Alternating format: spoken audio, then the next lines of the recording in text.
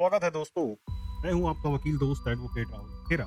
आज हम एक ऐसी शख्सियत की कहानी समझने वाले हैं जिन पर बहस कभी खत्म नहीं होती। जी हाँ, आज हम बात करेंगे वीर दामोदर सावरकर की। एक ऐसा नाम जो इतिहास के पन्नों में जितनी बार पढ़ा जाता है उतनी बार नए सवाल खड़े कर देता है। अक्सर देखा जाता है कि सावरकर की बात शुरू होते ही लोग या तो उन्हें महान क्रांतिकारी मान लेते हैं या फिर उन सवालों की छड़ी लगा देते हैं। लेकिन आज हम किसी एक तरफ झुकने वाले नहीं हैं, बल्कि उनके जीवन, उनके विचारों और उनके कानूनी पहलुओं को थोड़ा करीब से देखेंगे। क्या उन्होंने सच में देश के लिए सब कुछ निछावर कर दिया था, या फिर उनके कुछ ऐसे फैसले थे जिन पर आज भी उंगलियां उठती हैं? तो चलिए आज इस पेचीदा पहेली को उलझाने की कोशिश करते हैं। कहीं ये तो नहीं कि पिक्चर अभी बाकी है मेरे दोस्त। विनायक दामोदर सावरकर, जिनका जन्म 1883 में महाराष्ट्र के नासिक जिले में हुआ था। बचपन से ही अंग्रेजी के खिलाफ उनका गुस्सा उबाल मार रहा था। अभिनव भारत नाम के एक गुप्त संगठन से लेकर लंदन के इंडिया हाउस तक सावरकर का नाम हमेशा उन क्रांतिकारियों की लिस्ट में रहा जो ब्रिटिश राज को उखाड़ फेंकना चाहते थे। आप सोच रहे होंगे कि ये तो इतिहास की बातें हैं, इसमें कानून कहां से आया? यही तो ट्विस्ट है। सावरकर का जीवन कई ऐसे कानूनी दांव पेचों से भरा पड़ा है जिन्हें समझना आज भी जरूरी है। सावरकर को 1910 में लंदन में गिरफ्तार किया गया था। उन पर नासिक के कलेक्टर जैक्सन की हत्या की साजिश रचने और अभिनव भारत संगठन से जुड़े होने के आरोप लगे। ये वो दौर था जब अंग्रेजों की अदालतें अपने ही कानून चलाती थी और क्रांतिकारियों को दबाने के लिए काला पानी यानी अंडमान की सेल्यूलर जेल भेजना एक आम बात थी। अब यही आता है सबसे बड़ा सवाल। सावरकर ने अंग्रेजों से कई बार माफी के पत्र लिखे। इन पत्रों को लेकर आज भी बहस होती है। कुछ लोग इसे उनकी रणनीति बताते हैं ताकि वे जेल से बाहर आकर फिर से क्रांतिकारी गतिविधियों में शामिल हो सके।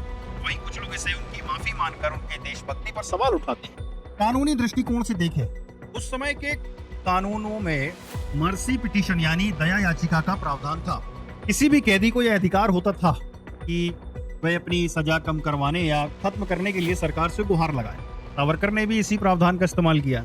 क्या यह नैतिक रूप से सही था या गलत, यह एक बहस का विषय हो सकता है, लेकिन कानूनी रूप से यह उनका अधिकार था।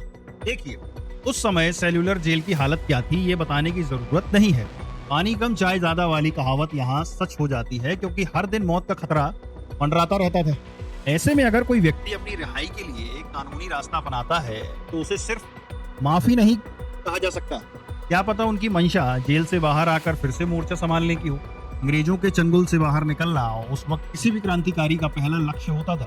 आखिर जान बची तो लाखों पाए वाली बात भी तो सही है।